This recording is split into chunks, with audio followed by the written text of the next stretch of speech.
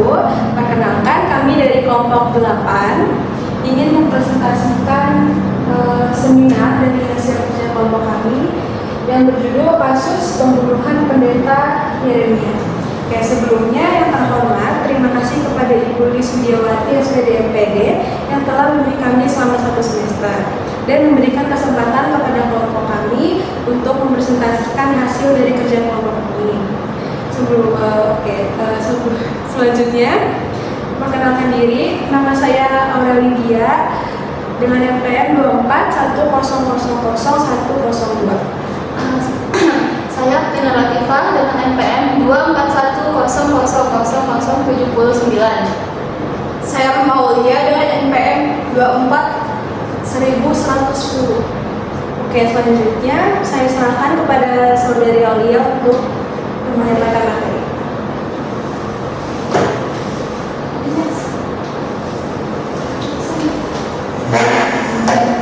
Pertama-tama saya akan menjelaskan definisi dari apa itu pembunuhan. Jadi pembunuhan adalah tindakan yang menyebabkan kematian pada orang. Dalam hukum pidana, pembunuhan diklasifikasikan berdasarkan motif, terus ada niat dan cara pelaku. Tindakan ini melanggar hukum, nilai moral dan sosial, karena telah merenggut hak hidup yang merupakan hak dasar manusia.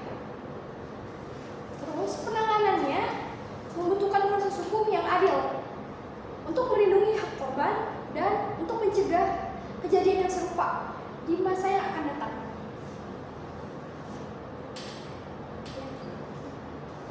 Baik, di sini ada undang-undang yang mengatur tentang pembunuhan. Nah, yang pertama itu ada pembunuhan umum pada pasal 338 KUHP yang berbunyi bahwa barang siapa dengan sengaja merampas nyawa orang lain diancam karena pembunuhan dengan pidana penjara paling lama 15 tahun.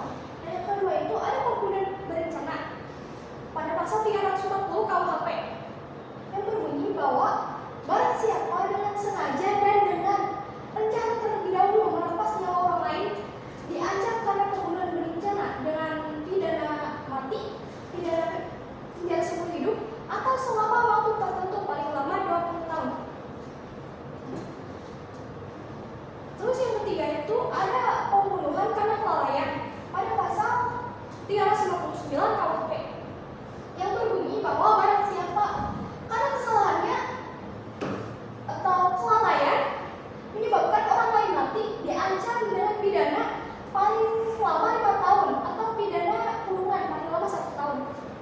Terus yang terakhir itu ada pembunuhan dan keadaan yang memberatkan pada pasal 329 KUHP yang berbunyi bahwa pembunuhan yang disertai dengan kejahatan lain, misalnya pencurian dan pemerkosaan, diancam dengan pidana penjara paling lama 20 tahun atau penjara seumur hidup. Oke, selanjutnya akan masuk ke pembahasan tentang kasus pembunuhan pendeta Yeremia.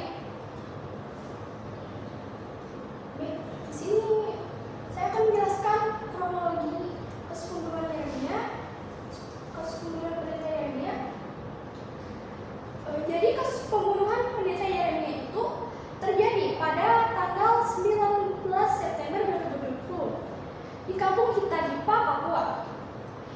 Yeremia seorang tokoh agama yang dihormati ditemukan tewas dengan luka tembakan dan tusukan setelah mendengar ada suara tembakan yang diduga dari pos militer.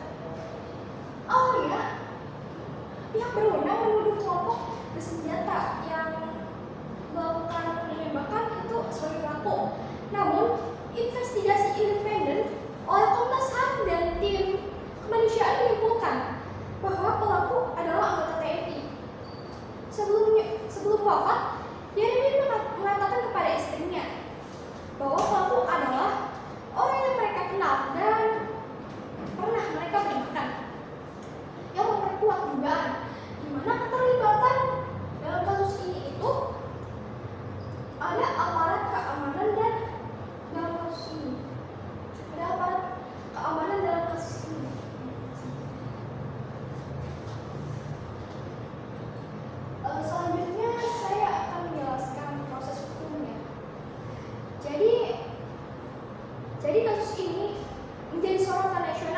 dan internasional yang menunjukkan tantangan penegakan hukum dan penghormatan HAM di Papua.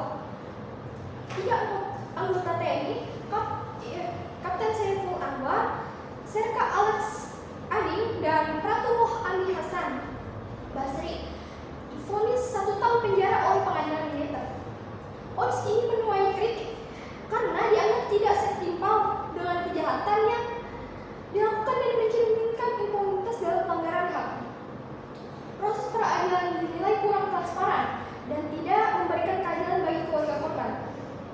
Hingga kini, berbagai pihak termasuk organisasi HAM terus mendesak pertanggungjawaban yang lebih adil terkait pembunuhan pendeta Yeremia.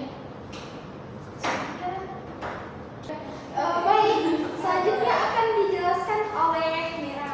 Kesimpulan dari pembahasan kami menyoroti bahwa kasus pembunuhan pendeta Yeremia Zambali mencerminkan lemahnya penegakan hukum dan pelanggaran hak asasi manusia di Papua. Proses hukum melalui peradilan militer ini dinilai tidak transparan dan tidak memberikan keadilan bagi keluarga korban.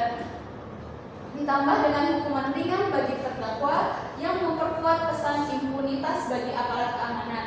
Lambatnya respon pemerintah dan kurangnya dukungan terhadap keluarga korban memperburuk situasi, menambah ketidakpercayaan masyarakat terhadap negara. Untuk mencegah kasus serupa diperlukan reformasi peradilan militer, langkah tegas pemerintah dalam menegakkan keadilan dan menghormati hak asasi manusia. Kasus ini menjadi pengingat pentingnya keadilan, transparansi, dan penghormatan terhadap hak asasi manusia dalam menjaga perdamaian dan kepercayaan masyarakat terhadap hukum di Indonesia. Selanjutnya akan saya kembalikan kepada Aurelia. Terima kasih atas perhatiannya. Mohon maaf apabila ada kesalahan kata dan apabila ada kekurangan. Wassalamualaikum warahmatullahi wabarakatuh.